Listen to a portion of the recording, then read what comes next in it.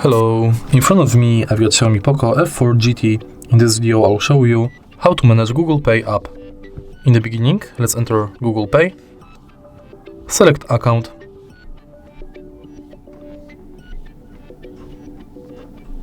and tap Get Started. From the homepage of Google Pay, you can add payment method and different types of cards. If you go to menu, you've got access to all of your payment methods. You can check list of participating banks,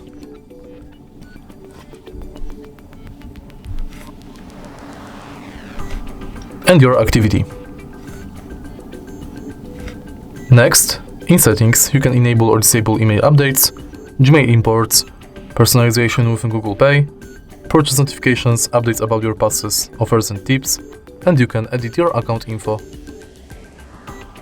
Then, we've got contactless setup, where you can set payment method, check if NFC is on, if Google Pay is set as your default, if you've got a lock screen set, and if your phone meets security requirements.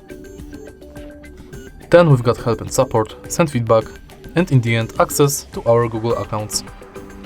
And that's it. If you find this video helpful, please leave like, comment and subscribe.